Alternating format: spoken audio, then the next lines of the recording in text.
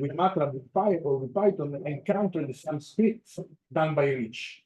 At least even before meeting Rich in person, I downloaded from the web some very useful MATLAB scripts. Now I'm still on MATLAB, but I think that your major contribution in the past 10, 15 years was on the Python oceanography tools.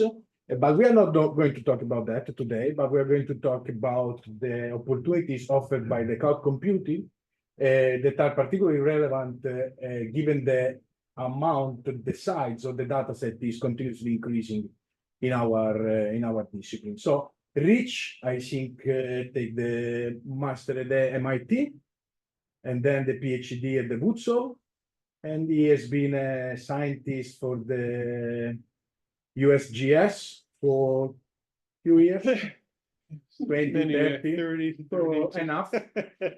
He recently retired, and now he's a CEO of a company offering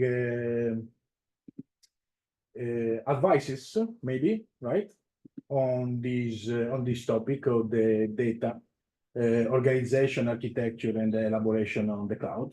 And I leave the floor to Rich. Thanks. All right. Yeah, thanks, Paolo.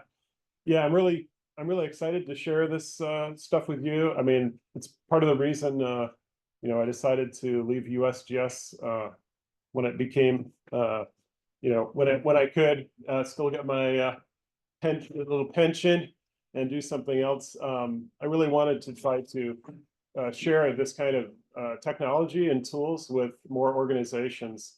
And so my little company is called Open Science Computing, but it's really not about, I'm really not trying to make money. Actually, I on my company website, I was thinking I could have my hourly rate be like $200 per hour, and then or free. Because, really, I'm really passionate about this. And if nobody was paying me, I would still be doing it.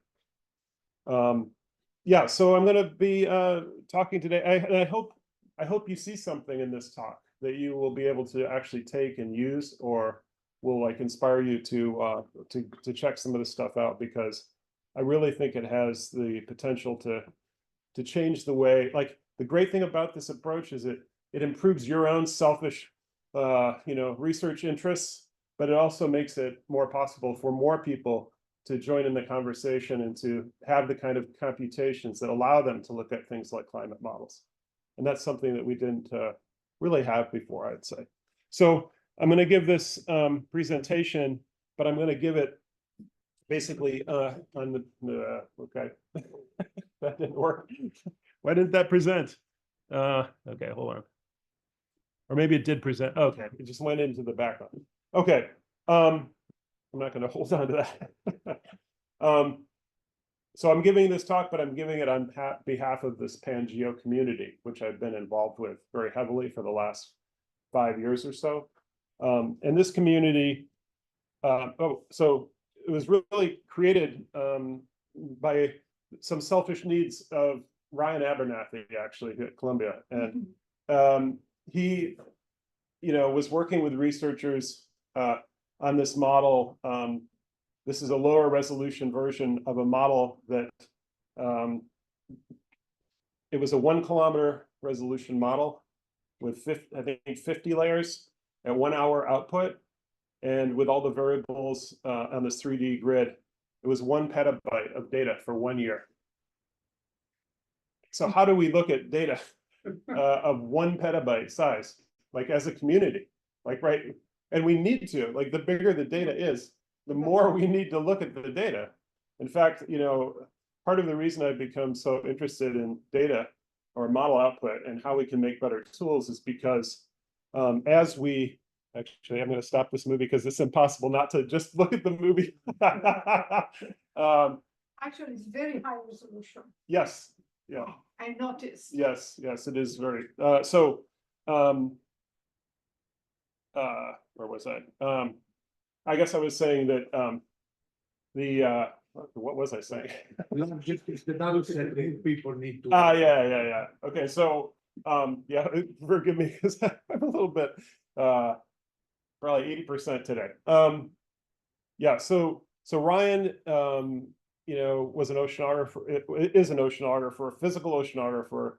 And he joined forces with Joe Hammond, who was a hydrologist at NCAR and the British Met Office, Neil Robinson, and Jacob Tomlinson. So they started this NSF-funded project. This is the way it started. So Lamont Doherty of Columbia University, the Met Office, UCAR, NSF funded. Their budget was cut, and they had to cut something, so they cut the computers they were going to buy. And instead, they got Google gave them some cloud credits. So they said, well, they didn't start out being a cloud project, but they were like, well, I guess we're going to be a cloud project now. So they actually, the other cool thing they did was they brought in Anaconda, which is a company that is a professional software company that develops open source software. So instead of having, your coding done by your grad students, like we usually do, they brought in professional software developers who had already proved that they were contributing to packages that the whole community already used. And they didn't invent some new software. They took the existing packages that people were using and they made them better, and they made them work better on the cloud.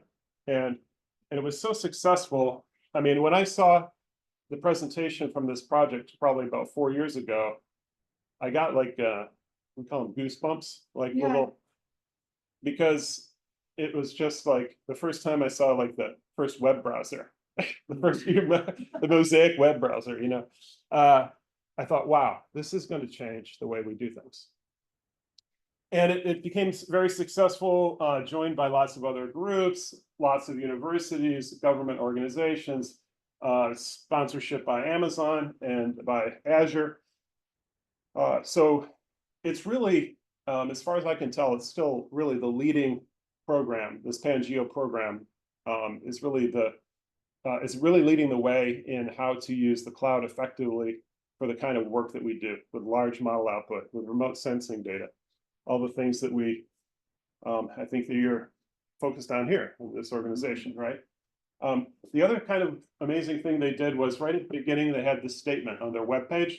It's an open group. And, I wasn't part of the project, but when I saw their presentation, I had been working on some similar things with some other people. I said, first I felt bad, right? Because I'm like, wow, these guys are so much better than me.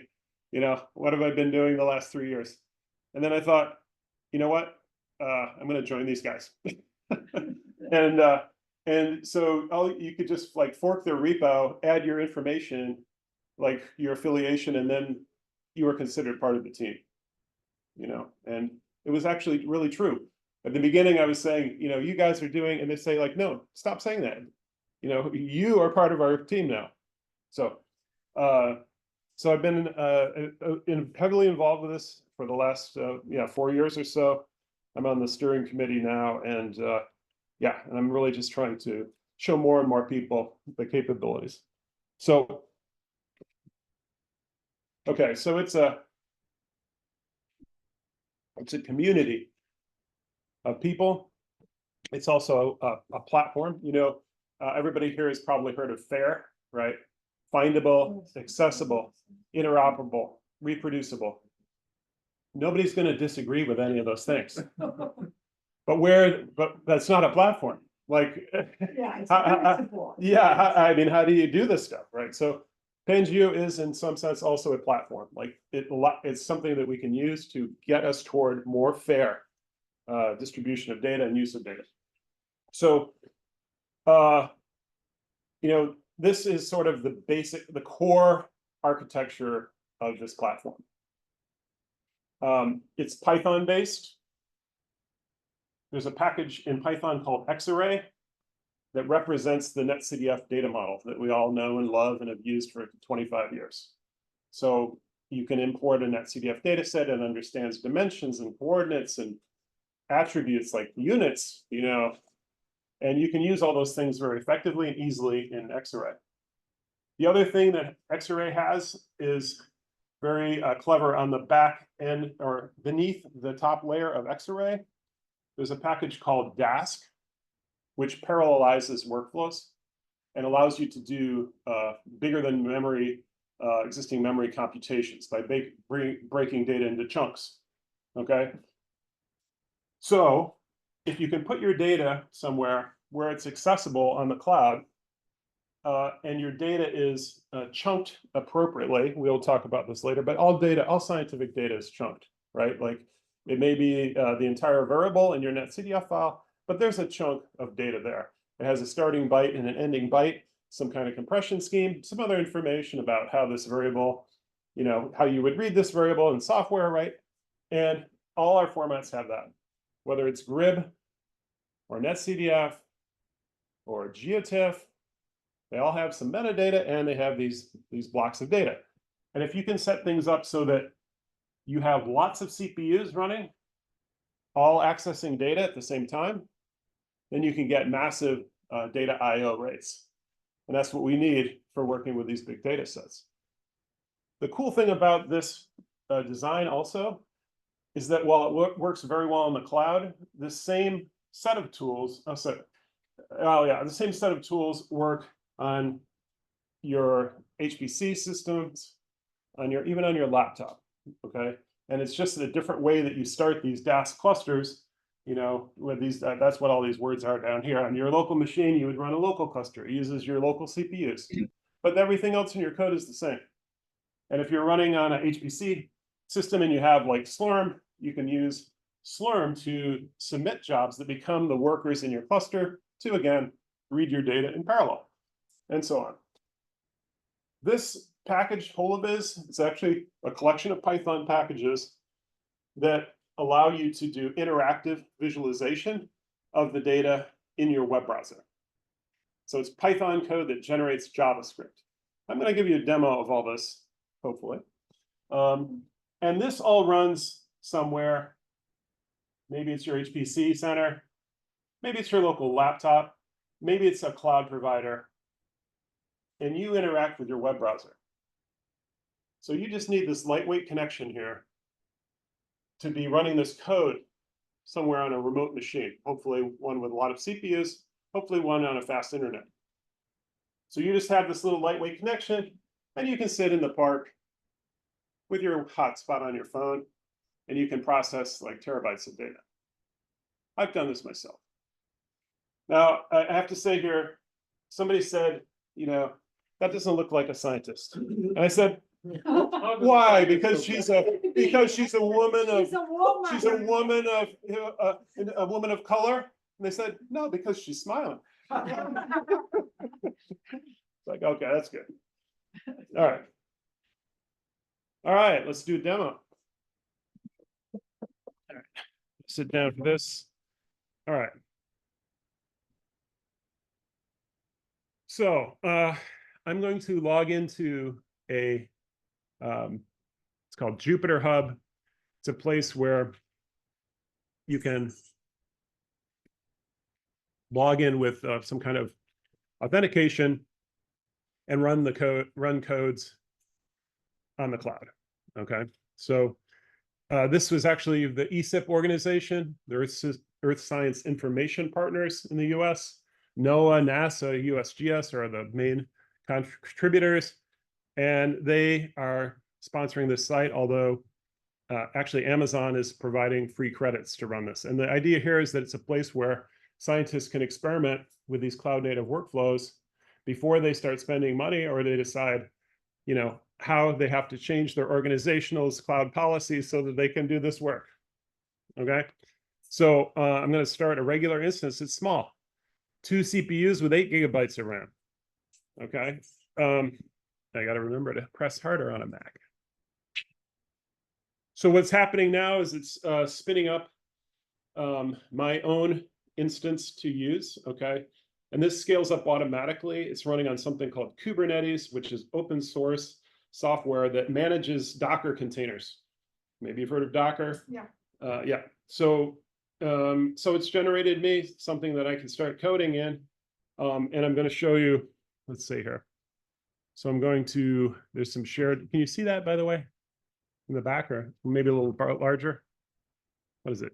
Function Command plus. Maybe like that. That's right. Okay.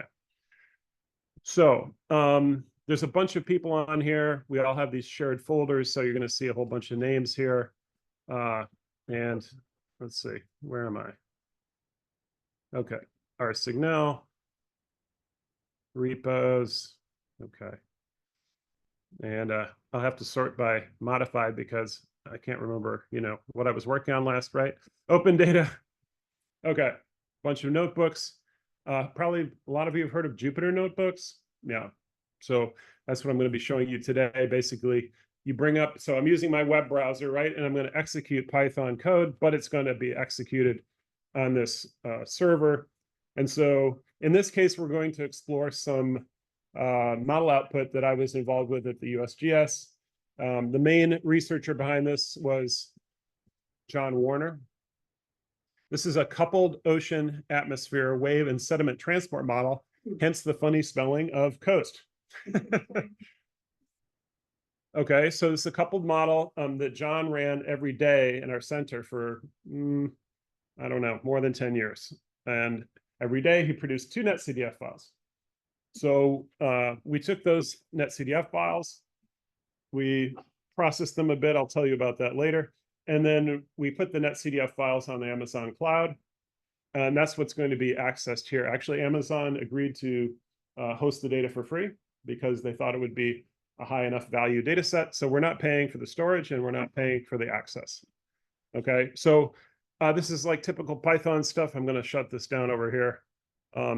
This is basically just importing a bunch of packages. Okay, and you can see that xarray, actually, HV plot is part of the holoviz thing here. Actually, I don't know. Let's see, can I do this? Oh, yeah. Okay. Whoops. No.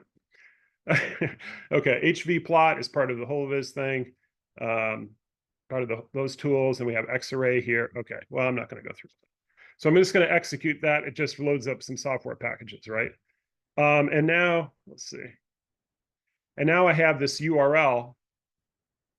Okay, you can see this URL contains amazonaws.com, and then there's some stuff. And so it's not a netcdf file. This is not a netcdf file. This is a catalog which we have built to represent data sets. Each data set may have hundreds or thousands of netcdf files, but it can be used by the user as a single data set. Okay, so the user opens up a catalog, and in this case, when I do shift enter and I execute some code, you see it go to it from a star on the left to a number 2. In this case, let's see here. Just want to go up a little bit more. Okay, so we've got this, we opened up this catalog and now we can list the contents of the catalog. And well, there's only one data set here. We have one catalog because this was a Amazon open data. Okay, so we have this one data set. It's called Coast US East. We can execute that just and then take a look at where our data actually sits here.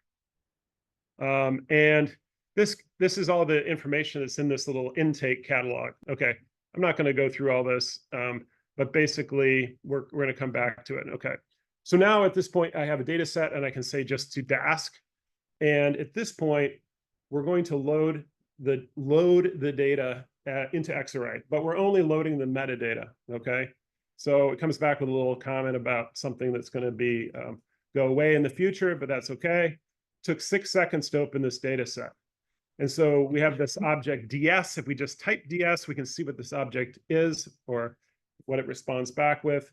And we can see that this now is a data set that has 112,000 time steps. And it has, if you're familiar with ROM's model, this is basically the ROM's sort of layout with lat row and lon row, things like that, and describing the latitude and longitude. And there's 188 data variables. If we open that up, whoops, sorry. There's a bunch that you might not recognize. And then, okay, well, here's one that you might recognize, like H wave. Well, let's see. We can click on the attributes over here and see that, okay, there's the netcdf attributes for this. This thing is actually wind-induced significant wave height, right? So it has a nice little browser to browse the metadata, right? We haven't loaded the data. We've only loaded the metadata and actually the coordinate data so that we can use the coordinate data to index into our data sets. Okay, actually, I should, instead of scrolling down through this, I should close this down. So I don't have to keep doing that. I'll click over here. Okay.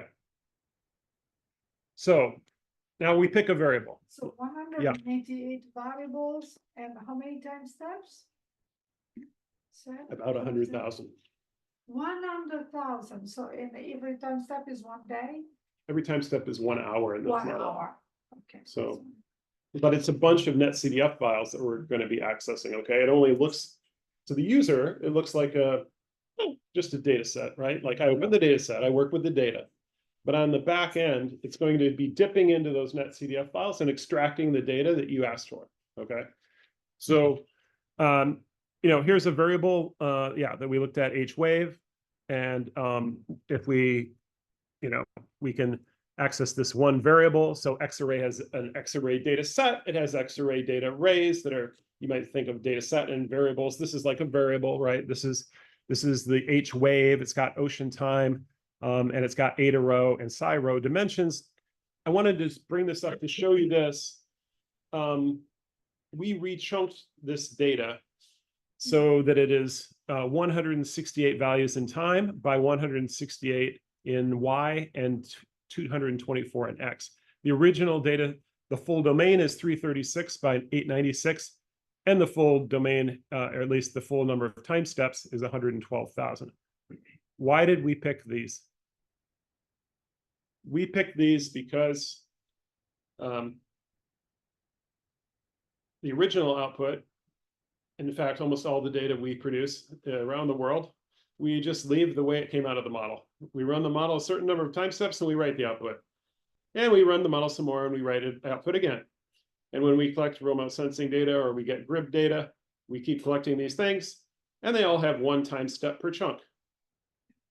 So when you want to access a time series, like from a GRIB data set, like from a bunch of GRIB files, you end up reading the entire data set.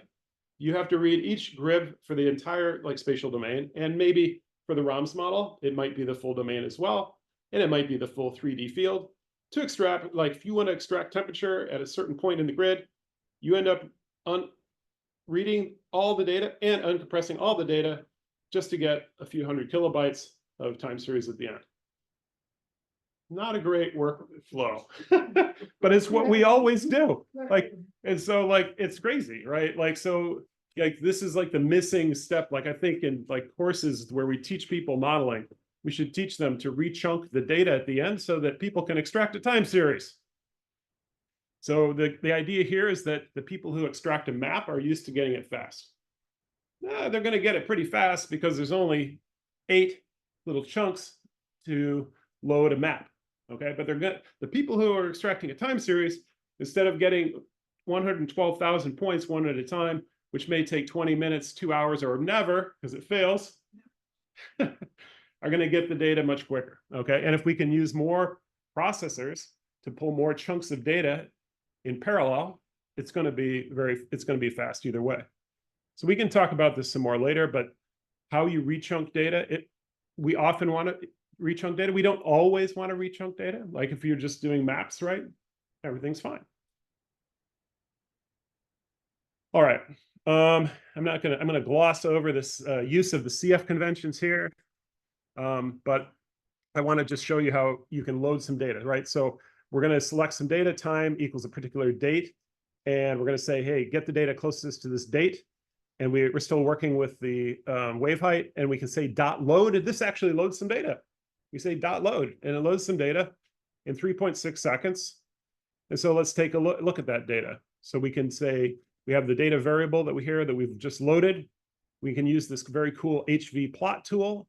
It's a quad mesh because ROMS doesn't have X as a one-dimensional array and Y as a one-dimensional array. We're going to say rasterize. I'm just going to do this. Okay, so I'm going to execute this cell. It actually takes longer to render this data than it does to load it. But what we get back with this one little command, something pretty cool. This is HV plot, I think is very underappreciated. by the community, underutilized perhaps. So I pulled the one particular wave height. Does anybody know December 29th, 2012, what was going on? That was pretty bad, wait. Yeah, Sandy. yeah, Hurricane Sandy. Good job. And Hurricane Sandy. Hurricane Sandy. So, but with this one little plot, like one line, you get something that looks almost like a web app. Like, you know, I put in tiles equals OpenStreetMap, and you know, some color map, and you can go in here and select these. How do I do it? How do I do? Oh, okay. Hold on. See, how do I do this on a Mac? Do I just?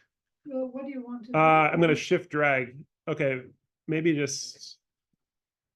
Nope, that doesn't do it. But you Maybe can command. You did it. Yeah, I'm going to zoom back out. Okay, actually, no, maybe I can just use the wheel mouse. So you can see one thing too, if you can hover and see the values, right? That's this little tool here, so we can turn that up. Ah, God dang it. Okay, what am I doing wrong here? So I'm gonna try to drag. A standard mouse. Yeah, that'd be great, actually. See, we could. But well, how do you? Okay, well, I'm gonna try to shift. How do you shift drag on a mouse? Like, I want to make a shift drag a bounding box. Is it okay? The command. Okay. Actually, yeah, maybe not. Okay. I want to zoom into the Gulf of Mexico where we can't see like what's going on. Right. There's nothing. It's all blue. Right. This is like the standard thing. change it dynamically, the palette. Yeah. So like, okay. So look, I'm gonna zoom this region, and when I zoom this region, what's happening behind the scenes is, because I use this rasterize equals true, it's actually. Let's see if that works. It renders the data on the server and then delivers the pixels that you just for the scene that you wanted. Yeah, thank you. That's an island and it's the back of. Oh, it's probably a little numerical, a little bit of numerical issue popping in, which is interesting because like when we started having these tools available, like you start noticing these things that we never saw before, right? Because we didn't really have good tools for doing that. And that's what I was going to say a long time ago. I was going to say, when I said, I can't remember what I was talking about. I was going to say that part of the reason I got so interested in this is because with better tools that let you explore the data and more people exploring the models, you can more quickly figure out these issues in the models that actually end up producing better models. So. We got it. Oh, Yeah. No, I did. Oh. So Hans. Yeah. Anyway, you get the point. This makes this with this one line, you can have like this interactive exploration tool to like look at your data, right? Yeah. Okay. So now I showed you loading a map, which we're all very familiar with. Now we're going to load a time series though, and we're going to look at this spot in the Gulf of Maine. You know, yeah. So this is, you know, somewhere off of Boston.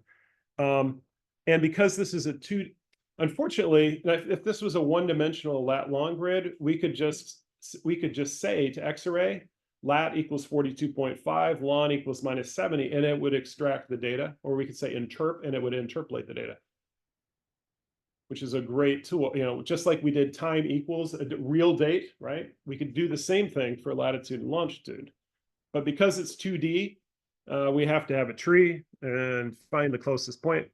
So that's what we're doing here. And I'm not going to go through the details of that, but we're selecting this point, and I'm going to say, I want just 2012. I want October of 2012, the Hurricane Sandy. Okay.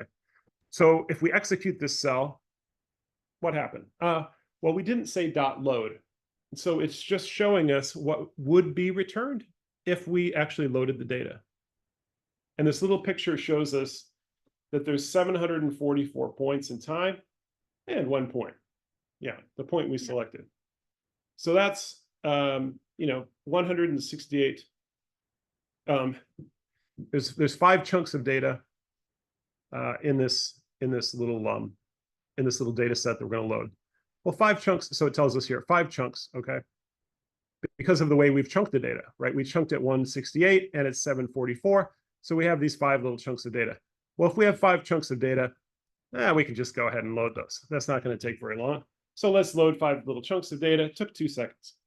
Okay, and then we can say, hey, let's plot that up. Let's make X be the time coordinate.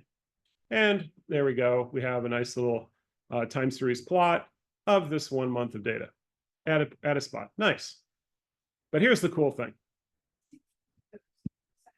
Yeah. That's a big one. That's a big one. Yeah. So, well, how many chunks would it take then to load the whole thing if we wanted to make the entire time series? Well, 112,000 points, 669 chunks of data. Maybe we would want to bring in some CPU friends to help us out. So at this point, you can parallelize, and as I said, you can parallelize, you can create a Dask cluster in many ways. So Xarray automatically uses Dask, but we're going to, in this case, I have a whole bunch of different little cells here. If I'm on a local computer, I'm going to create it this way. If I'm using this service called Coiled, which I'll talk to you about later, you can do it this way. If I'm using a Dask gateway cluster, I do it this way, but I'm doing it here on this Nabari deployment, and I do it this other way. So we wrote this little wrapper script that starts the cluster. This is the only thing that's different on these different machines is how you create your Dask cluster, okay? Once you've created the cluster, you have something called a client, this little client tool, and then everything else is just the same. It actually starts processing things in parallel behind the scenes, and you don't even have to tell it to do it. Like you don't have to write loops or figure out, how to tell it to read the data in parallel. It just does it. So now this takes a few minutes. It's actually spinning up this cluster on Amazon. So it's creating new machines, virtual machines on the Amazon cloud. And in this case, I should have mentioned that I'm running this in the western region of Amazon. Amazon has all these different regions. So does Google. So does Azure. And there is some benefit to running, processing the data in the same region as where you have the data. But the most important thing is to be somewhere on the high-speed internet, like doing your computations, so that you're the idea here is instead of downloading the data, right, to your local computer, you're bringing the computations to the data, right? And if you can bring the computations even closer to the data, that's even more of a win. But if you're all on the high-speed internet, like 100 gigabit bandwidth network, like all the cloud providers are, and most of the supercomputer centers, then you can bring your computing from anywhere, and it's pretty fast, okay? So in this case, I should have mentioned one other thing, that I've got a small cluster here of 2 workers because I said adaptive scaling equals true, and I'm going to have up to 30 workers, but I just waited for 2 of the workers to show up. And actually, I'm going to click this link. Let's see, command, maybe. Okay. Let's see. No. These CPUs reserved for you? No. They spin up. So unlike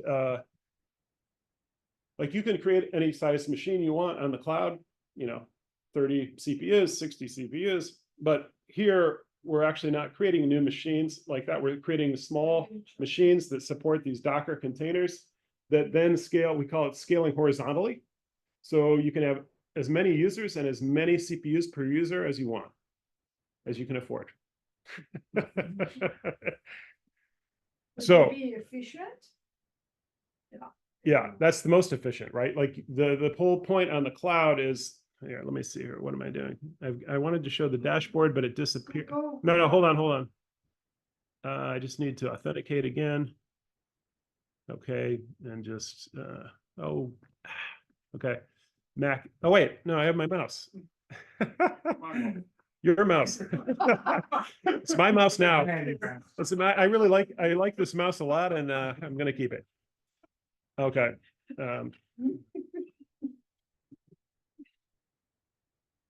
All right. So this is a little. I'm gonna have to make my screen a little bit smaller. Whoops. Okay, a little bit smaller because it doesn't like, okay. So this is just a screen that's going to show us what these workers are doing. So I've got these okay.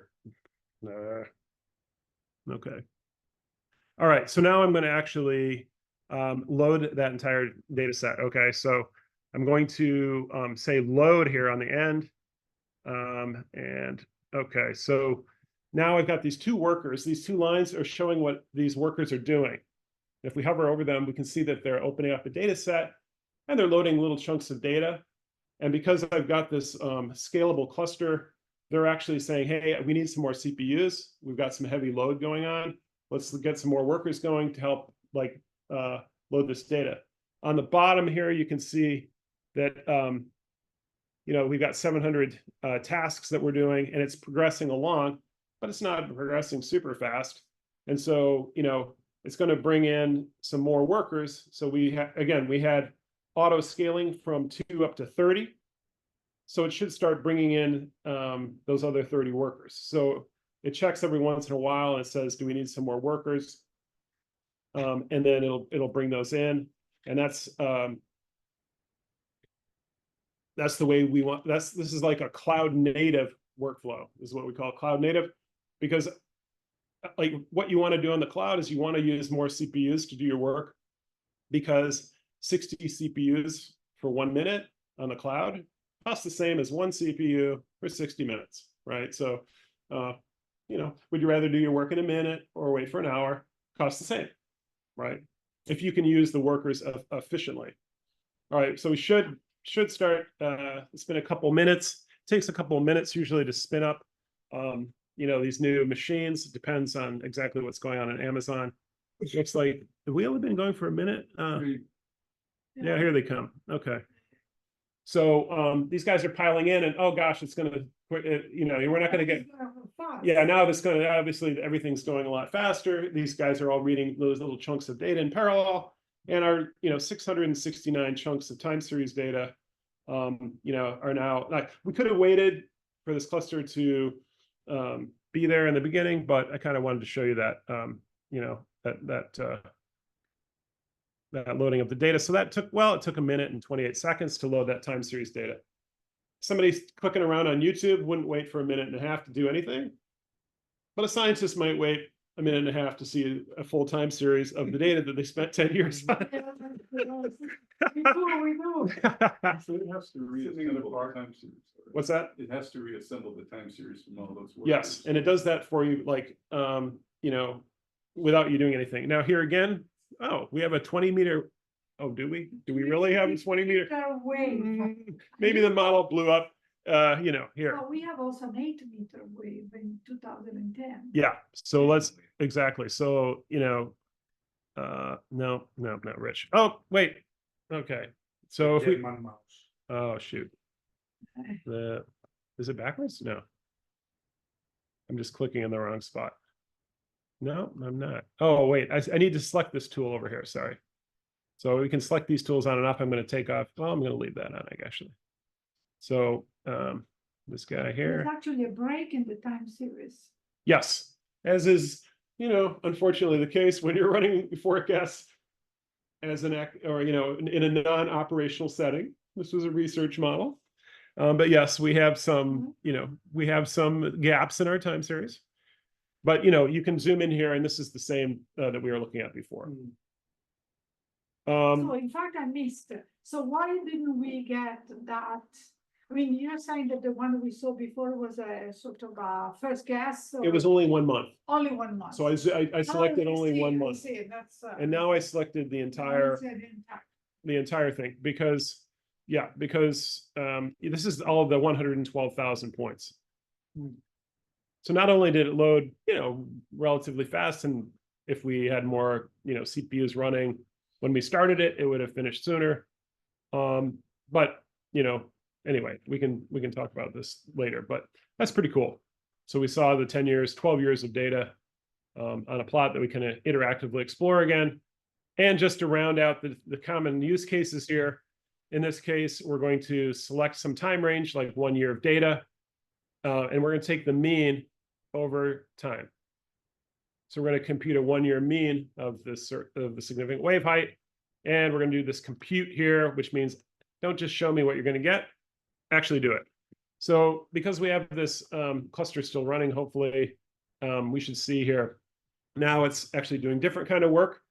It's loading the data, but it's also taking the mean of each chunk. And it's like doing the mean as a tree and like creating the,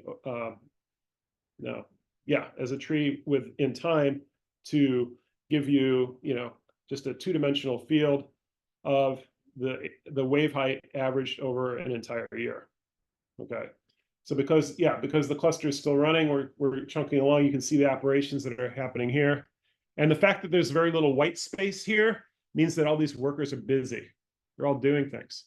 Like, and now at the end, you see some workers dropping off because things are, happening behind the scenes to create the mean for you.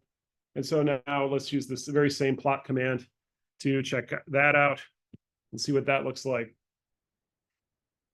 And again, it takes a few seconds to render this image. But now we're looking at, the whole year of 2012. And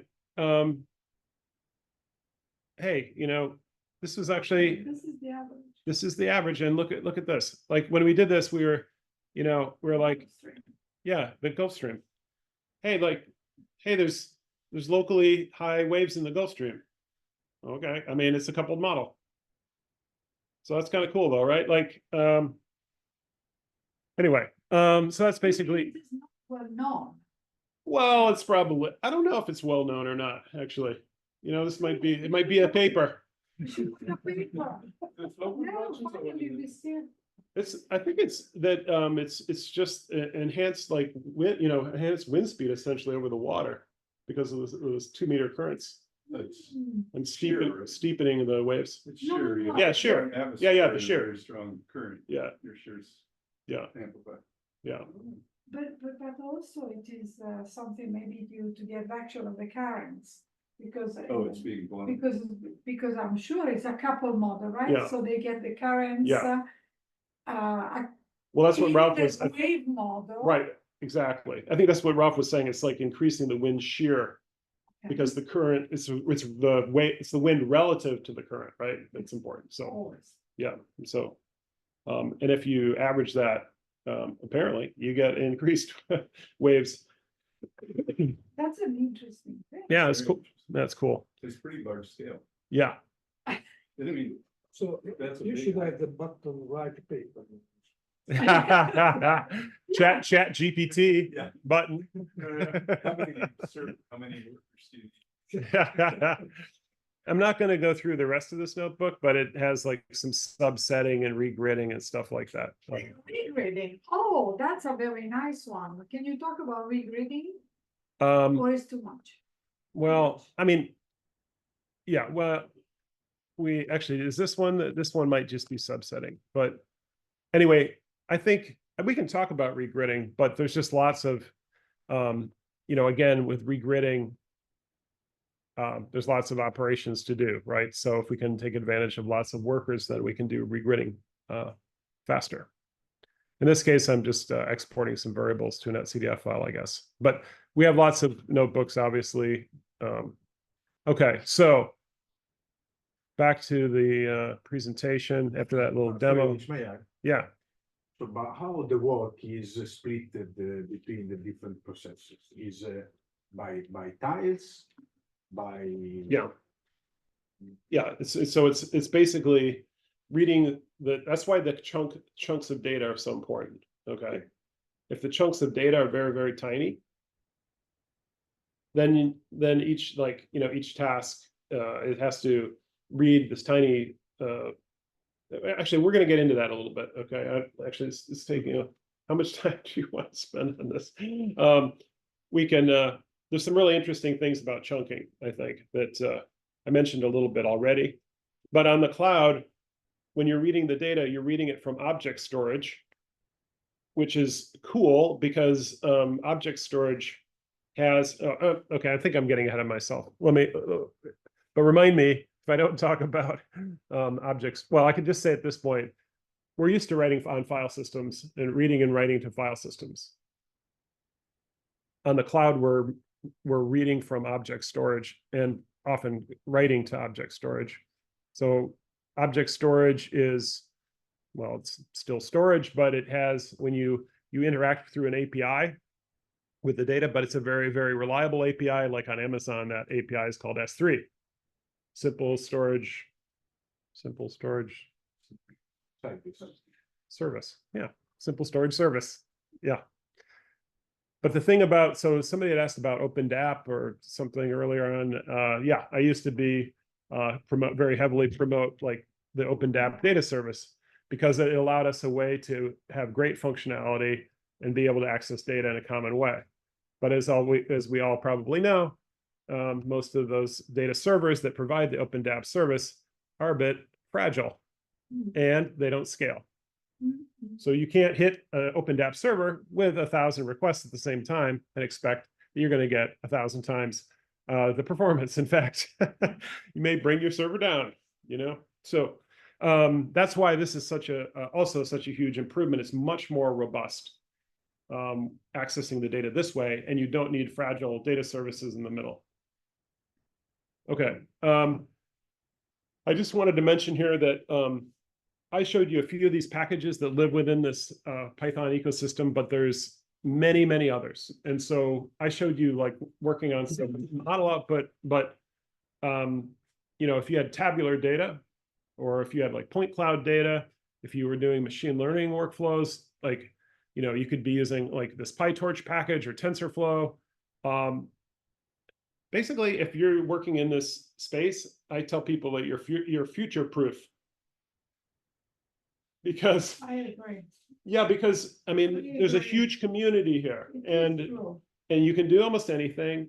And let's say this community stops using Python, even it's okay, because you're with this community. They're going to be moving. Maybe they move to Julia or something, like some other language. Even if you're with this community, you can all move together, and so you're not stuck in some corner using something that, you know, that only you and a few other people use. So you can do almost anything, and it's future proof. All right. I've been showing, you know, this was a bunch of academics, like, and other folks from the British Met Office got together. They did this kind of like cool thing. And I just showed you a demo. This whole system, exactly the way I showed it to you, is in production by Microsoft, of all people. They're using this for their planetary computer. The software that runs Planetary Computer is exactly what I showed you, and it's using all the same tools. And when you go to Planetary Computer, so it's a beautiful thing, actually. They have a great data catalog. You know, nice little images you can look at, but more importantly, you can search for these data sets. They have a unified catalog. It's called STAC, the Spatial Temporal Asset Catalog. That came out of the remote sensing community, and Microsoft is using it for all of their data, like model output, in addition to remote sensing data. Every one of these data sets, whoops, okay, I thought I had one more slide here. Let me go back. Every one of these data sets, if you click on it, it'll say like Landsat collection, and it'll say sample notebook. So you have a sample notebook that uses that data, and if you run that sample notebook, the very first line in that notebook is it does a catalog search. So every notebook starts with a catalog search, and every notebook shows you how to use the data, and you don't have to run it at Planetary Computer. You can just grab that notebook and run it yourself. So you probably, maybe you've heard of like Google Earth Engine. Google Earth Engine is fantastic, but it's a closed system. You have to go to Google and log in and do everything there. And the data is not available for you to use. Like here, all this data is available for you to use, whether you're using Planetary Computer, or even if you don't have to be using Microsoft at all. You know, I'm running it on Amazon, and I'm accessing the same data from Microsoft in my Amazon computations. So, well, this is the project I was working on before I left USGS. I was like the architectural lead of this big project. I was working on hydrologic modeling. Probably didn't need to show you that, but I wanted to show you this. this is what I was talking about before. This is a slide that I would show that folks from USGS that all of USGS, is basically on a 1 gigabit Ethernet, except for one. We have one data center, the remote sensing data server, which is at 10.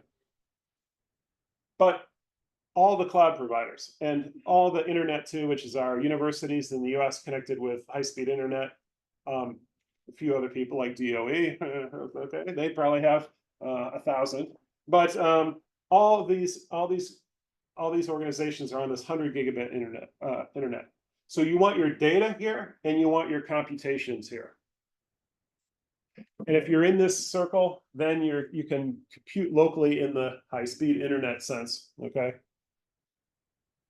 So now, just a little bit about what we actually do, how we distribute at the USGS. We also had a petabyte data set. How did we distribute this? Well, we're supposed to publish it according to the publishing guidelines by the USGS that had been in, but nobody had thought about how we publish a petabyte, right? So what we did was the original NetCDF files we put on a tape robot, and we had a Globus endpoint to the tape robot.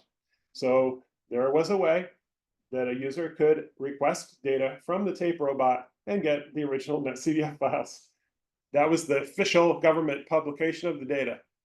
Once the data was officially published, we could do other things with the data, like take all our pancakes, like I was talking about, like run the model a little bit, save the data, run the model again, save the data, That's the way our data was originally organized. And as you saw, we re-chunked the data into something that has more values in time than just one.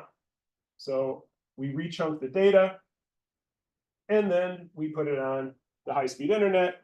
Either we put it somewhere like that a cloud provider is if they think it's valuable, they'll just maybe host it for free. But if it's not, we put it on the open storage network. The open storage network. So this is kind of an interesting thing.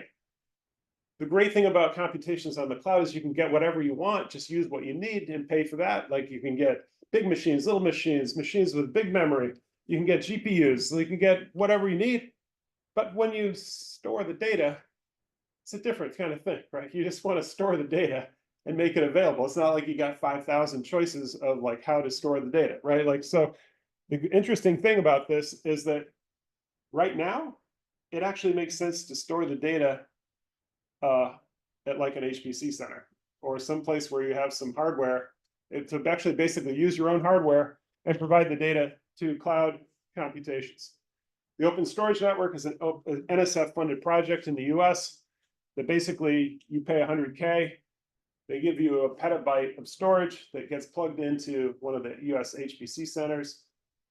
And then you have 1 petabyte of data for the 5 years that the hardware warranty is good for, costs you about $50K. And critically, no egress fees. If you go with one of these guys, not only does it cost you a lot more to store that petabyte of data per year, like 250K or so, but every time somebody accesses this data from another cloud, you pay or they pay. So that sucks. We don't want this. This is not like, this does not promote open science, right? We want the green, no egress fees, which means you can bring your computations from wherever you want to get the data that's free. So we use the Open Storage Network. There's also these commercial companies that don't charge egress fees, but as you can see, they charge a lot more to store that much data. If you only had a couple, if you didn't have a petabyte of data, maybe some of these would make sense, or maybe they make sense, and who knows what the future will bring. But the critical thing is no egress fees. Then you don't need credentials, and nobody's paying when you download the data, or when you access the data from somewhere with your computations. Okay, I think I'm going to skip over this as our format. We can come back to this, but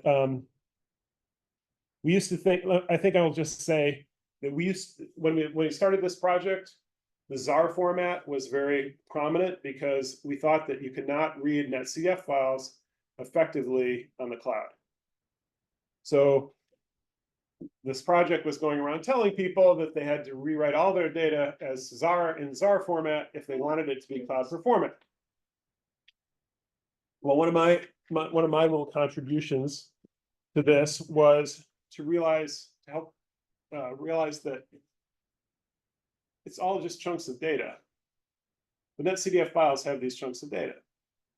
If you can read those chunks of data without the NetCDF library, then you can read them just as effectively as this new ZAR format.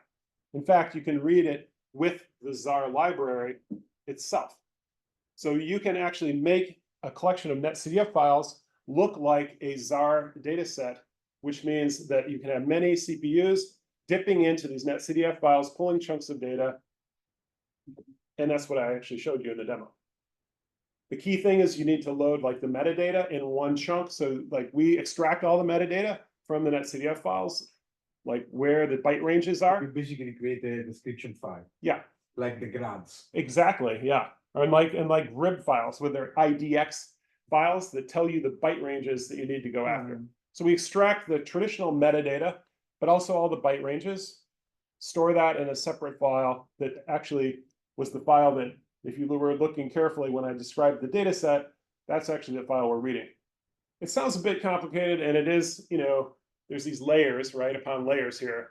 But the user, at the end of the day, doesn't care. They just open a data set and start working with the data, and it's coming much faster from the NetCDF files. It's coming just as fast as with the ZAR format, and critically, we don't need to tell like NASA, who has like already selected HDF as their and NetCDF, HDF is NetCDF. Yeah, it's nice to do. We don't have to tell them, hey, guess what, guys? Like, Rewrite. you have to read, yeah, hundreds of petabytes of data, right? Like, we don't have to do that. But we might have to tell them, you should rechunk some of that data so that it can be more accessible to different types of workflows. Maybe. Okay. I just wanted to mention, this is, if you're curious about this cloud optimized data thing, I'm not going to go into it right now because it's, I could, but it's getting a little bit late.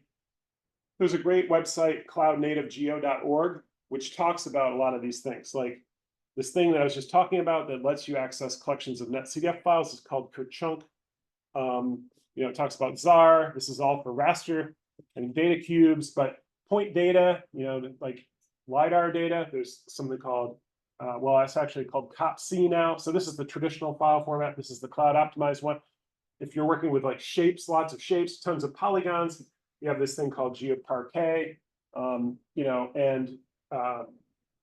so on. Anyway, for each type of data that we usually work with, there's been sort of a cloud optimized like format or way to access the data that makes it work better on the cloud.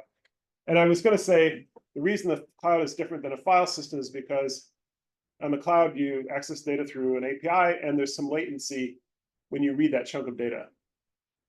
So you don't want these tiny chunks because then the latency of each of these reads is going to be like killing you. And you don't want millions and millions of tasks for your parallel scheduler to have to process either. So, maybe I will say at this point, we basically said we have an algorithm for determining how to rechunk the data. It's basically you want your chunks to be somewhere between 10 and 200 megabytes. It doesn't really matter, but like around, you don't want them to be 1 megabyte or less, and you don't want them to be 5 gigabytes because then your workers won't have anything to do. So, around, we say 100 megabytes usually, 100 megabytes for the chunk size, and then the shape. How do you determine the shape? You determine the shape by the user experience. If you're willing to say time series extractors are going to take 20 times longer than map makers, then that defines the shape of those chunks. So each chunk then has the size and shape, and you're done. So we're actually using this for CMCC data. Like we're rechunking that data and putting it out on the cloud, and we're using that automatic algorithm to do the rechunking. Rich, before you go. Yeah. Where does a ship track fit into these data types? Well, I guess it would fit in under, it's a vector type. So like this, so vector is like anything that you might use like a GIS sort of thing, like point data, polygon data, line data. So yeah, ship track would be vector data. Even if it's a vertical, Oh, like a CTD track, for example. that's a good question. I think it would probably actually you'd probably end up wanting to use the sort of grid representation. Even though it's not a uniform, it doesn't have to be, this is not necessarily a uniform grid there, right? So, How many CTD do we need to reach a petabyte? yeah, well, that's another issue. That's a big one. Yeah, we would need, A lot of we- CTDs. you know, that's actually a I good, don't think there is enough. this kind of brings up a good point, actually, is that, some people are like, everything go to the cloud. Everything has to go to the cloud. Like, why? You know, like not everything needs to go to the cloud. Like, big data needs to go to the cloud, probably, You have but to be careful to say so. yeah, but you know, so like if you have like, you know, a lot of people have these like ERDAP servers, you know, that serve like observational data, like, you know, all your observations from your time series measurements and maybe your ship tracks or something add up to maybe 100 gigabytes or something, or not, you know, and it's totally fine to have a service that people are accessing from some local computer. If that thing works well and people are happy using it, don't make them go to the cloud. I mean, you know, there's no reason, right? But for other things, it has huge benefits. And for climate data, you know, and remote sensing data is definitely one of them. I am gonna just take a second on this slide. There's a lot of words, but there's so many benefits here, and they're really important ones. Like, it's flexible, as I showed you. Like, you know, you can solve almost any kind of scientific analysis and visualization problem with this collection of tools that are open source, right?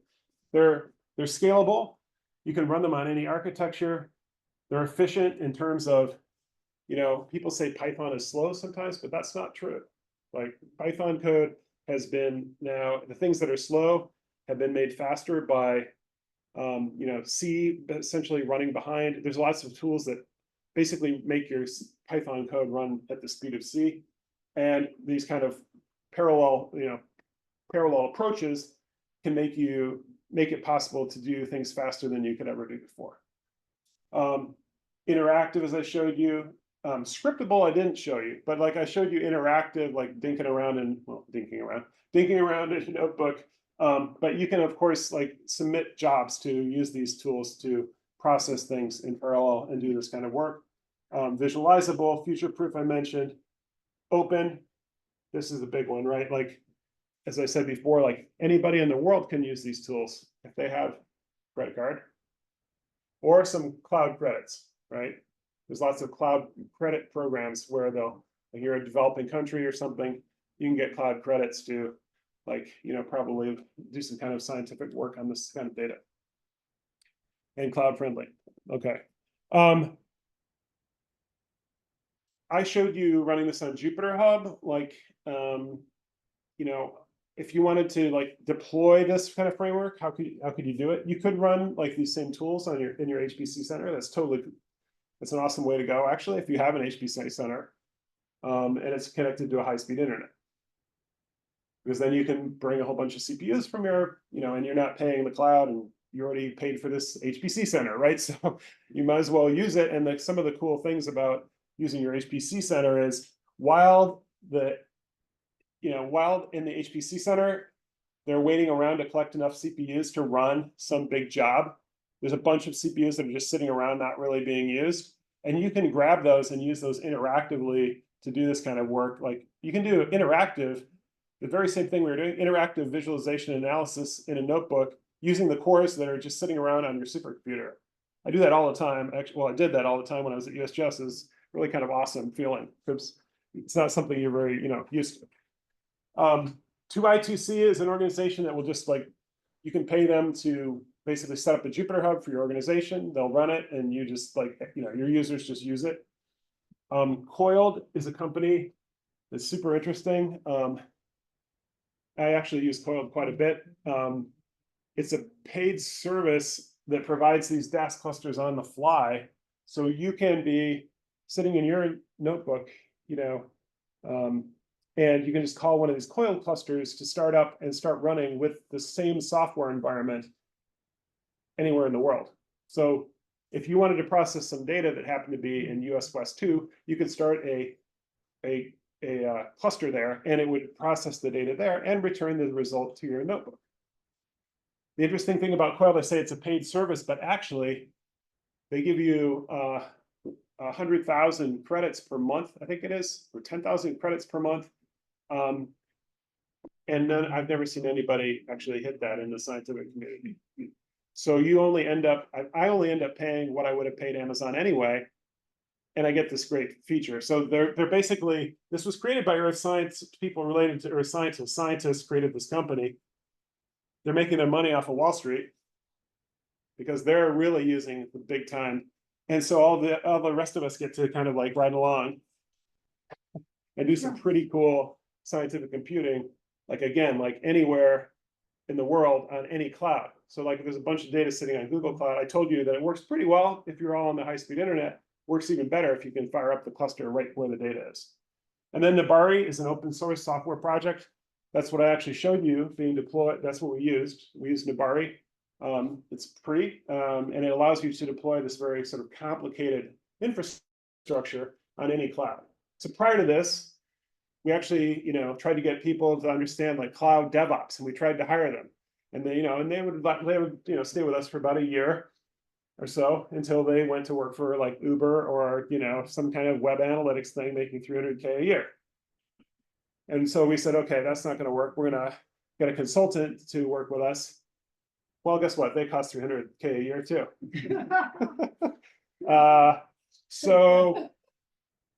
So this open source tool that's like called infrastructure as code, you set up a simple configuration and you just deploy it, and it goes off and it does all the cloud magic and creates this thing. You just log in and start using it. So I'm a big fan of this Nabari project. And again, this runs on Amazon, Google, or Azure. And also DigitalOcean. And it could be adapted, like if you could pay the company, these are professional open source developers who maintain this package primarily. If you wanted to add some other cloud, you could, pay them a little bit and they could add it, and it would become part of the open source package. So, okay, last slide. No, second to last slide. Where if you said this looks cool, how do I learn all this stuff about, X-array and holoviz? What was that other thing you talked about? You can go to this project Pythia. It's the training, training for this project, and there's a ton of resources there. You could send somebody to Boulder, Colorado for a few days. They would like that. They could learn they could learn Pangeo there. So last slide is basically just the benefits. I said you can run this anywhere, but there is these really strong benefits for running on the cloud. Not just privileged institutions can play. Again, like open and robust because you don't need these fragile data services. It still encourages standards and best practices, maybe even more than ever. And what you get is this kind of one big community of people using this similar sort of compute resources, and so you can share the best practices and the notebooks and all these things. Commuting, this is really interesting. Commuting becomes a commodity. One of the last things I did at USGS was I was on a committee that was tasked with figuring out what HPC resources the USGS would need for the entire USGS for the next 10 years. I tried to get out of the committee, but anyway, I mean, it's ridiculous. Yeah, partly. I mean, but it's ridiculous, right? Like, who knows what we're going to do? Like, who knows what tools we are going to need? And so if we can get to a place where we can understand how much it costs, and it's going to take a while for our community to figure out how much all these things cost, you can put, instead of like getting together and deciding who's going to build, where you're going to build this supercomputing center, you actually put your computing into your scientific proposal, right? Like, I need $400,000 of computing. And if your science is worth it, it gets funded. And if it's not worth it, it doesn't get funded. But right now, at USGS, we had this giant supercomputer, and the resources were allocated kind of on like almost nothing. Like, I want to run the model. I didn't show you this model. The model that we ran, we used 2,100 cores to run the WRF model for 20 years on the US 4-kilometer resolution. So 2,100 cores for an entire year to produce that petabyte data, 1 petabyte data set. Who was looking at whether that was worth it or not? Nobody, Everybody, nobody. sure. So In Alabama, you do it in Alabama? now we did it in Denver. Ah, okay, that's what I was talking about. But this, I think, this is really important, you know, if we can, like you say, propose your ship time and your personnel and your computing budget. Yeah. Anyway, whatever you need, whenever you need it. It also works great for small data, you know. You don't have to be a big data person to really enjoy the kind of benefits of using these environments. Yeah, pay for what you use, and you know, supports open science when the data is actually available in a scalable way. So, yeah, that's it.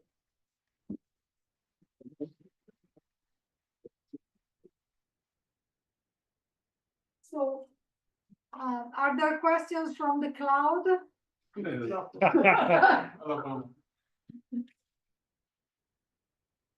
Giovanni.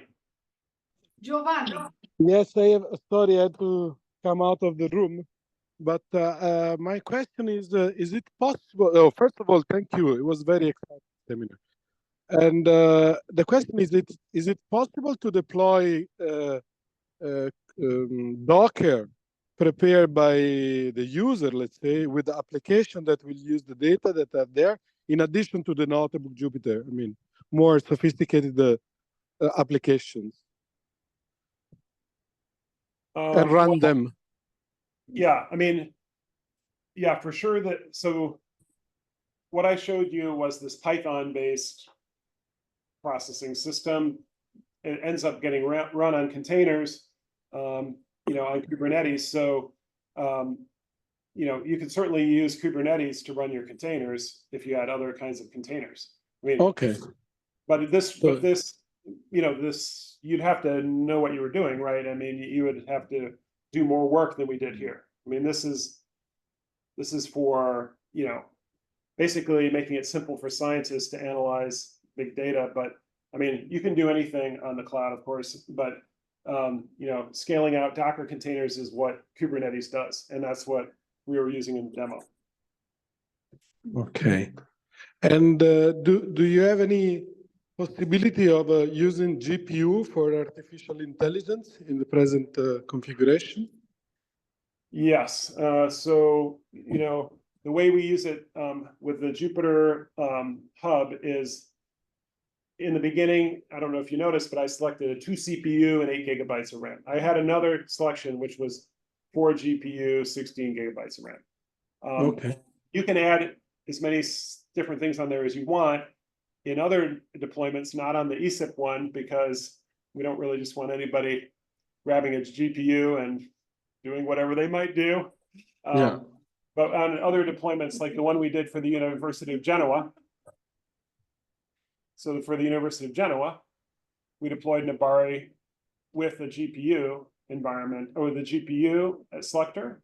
So the idea is there that they could maybe use the CPU environments to do all their data processing, to get them into the form where then they move on to the machine learning part of the workflow. Yeah. And then they can use the GPU there. And of course, anybody, you know, you can have 30 people using their own GPU with a system, right? Like you scale it up, it's just another instance that gets fired up. So of course you're going to pay for a GPU, but you know, it's a really great way, I think, to like teach machine learning also. I taught this course using Nabari at the University of Genoa. That was like a short course, and we had 30 students using it. They could all independently spin up their own clusters. It's not a problem, right? It just scales up. So yeah, I mean, yeah, machine learning for sure. Pretty much, I mean, anything. Thank you so much. I have another question, but tomorrow. Thank you. Okay. So Ricci, if I can, any other questions from the cloud again, from the web? If not, I do. Sorry, just for me to be sure. Usually when I do the recap, it come out that I didn't get the main message. My understanding is that this rechunking, reorganization of the data is really a crucial Yeah. key point. Yeah. That is somehow is independent of the rest of the story. Yes, that's I mean, right. you have to go through these aspects in order to optimize for the cloud. You're right. At the end, if we start doing the rechunking, even Yeah. for our Yeah. own hard disk storage Uh, or tapes, it would be exactly. a huge benefit. Not Yeah. huge. Well, It has to be on the cloud. no, well, no, I mean, it can The be, huge- it can be- without cloud, but you can- it can be a huge benefit. No, I'm not saying that we should not go to the cloud, but Yeah. I'm saying that Yeah, you're saying, you may have got it wrong some other times, but you got it just right this time. That rechunking is important just even if you're using like local file systems, right? Like, I don't know how many times I've seen people with huge collections of grid data. Grid was a format for delivering you the 2D fields like quickly over the internet, right? From forecast models. It is not designed for having huge collections of these files that you then try to take a time series from. Like, if you have a huge collection of grid files, you absolutely should rechunk them into something that's, well, unless you just want to make maps, they should be rechunked into something that's more, it makes it more flexible for someone to take the mean over some subdomain, right? Extract a time series. We produce our data at one end member, like at the one end of the spectrum, right? Like, so going somewhere in the middle usually makes more sense. And the other point that is one of the key aspect is this, I don't remember the name, sorry. This piece of code in between that automatically scales. So you don't need to know a priori how many CPUs, how many, it's going to start. Yeah. Run an auto evaluation while it's running, Right. and demand for more. Is that another key crucial aspect of the story? Is that Dask? That's Dask, Dask. That's Dask. Yeah. Yeah, I mean, I don't know if that's a crucial part of the not? story. Well, I mean, not necessarily. I mean, you could just spin up, I mean, if you could just spin up a certain number of workers and then tell Dask to go ahead and, Yeah, but I mean, it does a pretty good job of piecing things together. I'm with Paolo. I mean, that's where I'd make all my mistakes. Is taking it apart and putting it back together. Yeah. Having that. Oh, I see. Yeah, having it, That's okay, maybe I misunderstood the question. Yeah, having it all work behind the scenes for you is fabulous. Yeah. And that's, so Ryan Abernathy is also one of the key developers of Xarray. Oh, He's like, I don't know how he does what he does. He's like way I. incredible. Yeah. But he, and actually his now he's spending a lot of time at his own company that he formed with with Joe Hammond, who worked with him on Pangeo, and their company is making it even better to work with large array data, using the same approach, but adding in some database stuff and some, unfortunately for me, I think proprietary aspects to what they do. So that's why I didn't really put it in my presentation as, but it actually is a very cool tool. It's just, it's not open. May I have a question about chunking Yeah. again? Does it make any difference if you are on structured grid or on structured meshes? No, we, well, I mean, For your algorithm? right, no, so for like, I have another demo that uses the AdCirc, triangular mesh model. And we just take a certain number of nodes, in a certain amount of time and chunk the data again in like roughly 100 megabyte chunks so that we can load the data effectively, but process the data in parallel. So we can read all the nodes, say, certain number of chunks, right? And then assemble the full, unstructured mesh, quickly and extract time series quickly. It's the same, more or less the same. Thank you. Yeah.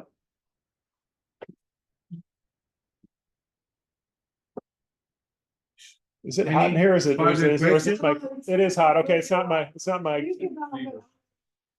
that's okay. No, I just wanted to know if it was like just my cold, like making me sweat or whether it was hot. Okay, so if there are no any other questions from the web, I would thanks again, Rich.